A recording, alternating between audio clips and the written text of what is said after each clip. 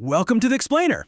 Today, we're diving deep into electromagnetic compatibility, the invisible nervous system of wiring harnesses. You know, if you think a wire is just a wire, prepare to have your entire perspective shifted. We're going to look at the hidden physics of these harnesses and how engineers actually use geometry to stop invisible interference from causing absolutely catastrophic system failures. We're looking at the true central nervous system of modern vehicles and aircraft. Here's our roadmap for today. We'll start with the electronic nervous system, identify the 4 invisible enemies, look at geometry as our first defense, dive into shields and twisted pairs, and wrap up with a strategic EMC checklist. Section 1. The electronic nervous system. More than just wires.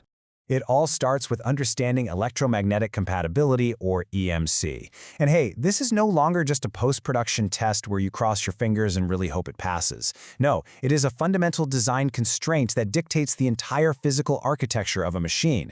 Because as frequencies climb up into the gigahertz range, your wiring harness is simultaneously the most efficient radiator of unintentional emissions and the absolute most sensitive receptor of interference. It's a two-way street. You see, when we look at a wiring harness, we usually just see plastic and copper, right? But physics sees a complex network of parasitic inductances, mutual capacitances, and distributed resistances. The harness is actually an active, highly vulnerable component. If it's not perfectly managed, these hidden elements form coupling paths that can literally corrupt critical flight data while you're thousands of feet in the air, or even trigger a car's airbag by mistake. It's wild to think about. Section 2. The 4 invisible enemies. How interference attacks. So, electromagnetic interference attacks through 4 distinct coupling mechanisms, essentially hijacking the harness through shared paths, invisible fields, or free space radiation. First up, conductive coupling. This happens when noise flows right through a shared ground wire. Then you've got capacitive coupling, which is driven by super fast voltage changes jumping between parallel wires. Third is inductive coupling. This happens when changing currents create magnetic fields that induce noise in adjacent loops. And finally, radiative coupling, which is exactly what it sounds like, when the harness itself becomes a literal antenna. To stop the enemy, we have to know exactly how it's attacking us. Section 3. Geometry. The first defense. Defeating physics with shape. It turns out a poorly routed flying harness, one just suspended in the air, creates this giant loop that acts like a massive magnetic pickup coil. But engineers fight back using pure shape. By clamping wires directly to grounded chassis planes, they reduce that loop area down to practically nothing. And when signal paths absolutely must cross, doing it at perfectly perpendicular 90-degree angles completely prevents magnetic crosstalk. Oh, and if you have extra slack in a wire, you never, ever coil it into a circle because that just creates a giant inductor. Instead, you use these serpentine S-folds to cancel out the magnetic coupling. Engineers are literally choking out interference using nothing but shape. How cool is that? To actually apply these geometric rules effectively, we rigorously categorize our signals into a taxonomy. Think about it. You absolutely cannot bundle a megawatt-class inverter output with a microvolt-class sensor. So we have our Class 1 high-power aggressors, like EV batteries. Then there's Class 2, power distribution. Moving down, Class 3 is digital data, which is tricky because it can be both an aggressor and a victim. And finally, Class 4, sensitive analog signals, like radio antennas and sensors. These are your critical victims. You have got to separate the aggressors from the victims. So, the crucial point here, and a major inspection criterion, is this specific magic number, 150 millimeters. That is the minimum 6-inch air gap required between power and data cables. This empty space acts as a natural, highly effective filter against magnetic fields. By strictly enforcing this physical distance during routine inspections, you're exploiting the inverse square law of field propagation to keep your sensitive victims totally safe from your heavy-hitting aggressors. But this poses a pretty serious question, right?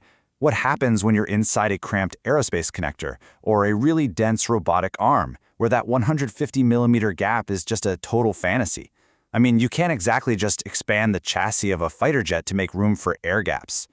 Which brings us to Section 4, shields and twisted pairs, physical and material barriers. The absolute cheapest, most brilliant first line of defense here is the twisted pair. It's essentially a geometric trick. You just tightly twist the signal and return wires together. What happens is, when external magnetic fields strike the cable, the currents induced in adjacent half-twists are actually opposing in phase. So over the entire length of the run, these opposing voltages neatly cancel each other out to near zero. It costs practically nothing, but it provides massive attenuation of interference. Now, when twisting just isn't enough, we deploy shields. On one hand, we have woven copper braided shields. They're flexible, they're strong, but unfortunately they tend to leak high-frequency noise through tiny gaps in the weave, quite literally acting like a leaky chimney. On the other hand, we have solid aluminum pipes, which are commonly used in electric vehicles. Sure, they're heavy and rigid, but they provide near-perfect shielding. They lock massive inverter interference completely inside using what's called the skin effect, where high-frequency current naturally rides right on the outer surface of the metal. But here's the catch. Shielding is totally useless if it's installed with defects. And the ultimate installation danger, which is a key inspection criterion you need to be actively looking for, is the dreaded pigtail. If a technician combs a braided shield out into a sloppy 2-inch pigtail wire just to solder it to a connector, they've accidentally created a massive inductor. At high frequencies, that tiny wire acts as a bottleneck, generating a severe voltage drop. The result? The entire expensive cable shield lifts above ground potential and literally transforms into a broadcasting antenna. It completely defeats the purpose of the shield. To avoid this defect, engineers have to mandate strict 360-degree terminations. Instead of a pigtail, the shield braid is brought completely over the rear of the connector and clamped uniformly around the entire circumference using mechanical banding or constant force springs. This locks the high-frequency noise safely on the outside of the shell, routing it directly to the chassis so it never, ever penetrates into the internal signal pins. And we must always calculate this crucial metric, the quarter wavelength resonance. This is the exact physical length where a wire perfectly matches a harmonic of a signal frequency, causing the noise to amplify. When this happens, a simple 75-centimeter dashboard cable acts as a highly efficient, absolutely deadly antenna. Engineers have to ruthlessly manage cable lengths to ensure they stay safely out of this resonant danger zone. Sometimes they literally stagger cable lengths so that redundant systems don't fail at the exact same frequency. Section 5. The Strategic EMC Checklist. Pragmatic Engineering Takeaways. This checklist is our ultimate battle plan and your essential guide for verifying safe installation. First, meticulously separate your signal classes using that 150mm gap. Next, clap those runs tightly to the chassis to eliminate loop areas. Third, completely ban pigtail terminations in favor of 360-degree back shells. That's a huge one for pigtail safety. Fourth, maintain twist consistency right up to the very last inch before the pin so you don't accidentally create a mini antenna at the connector. And finally, ruthlessly manage those cable lengths to dodge quarter wave resonance. As our technology becomes denser, more electric, and far more critical, we have to ask ourselves, have we truly mastered the geometry of our invisible nervous system, or are we just leaving our machines completely exposed? The difference between a totally robust system and an electromagnetic time bomb comes down to exactly what we've uncovered today. Keep questioning the physical world around you, and we'll catch you on the next explainer.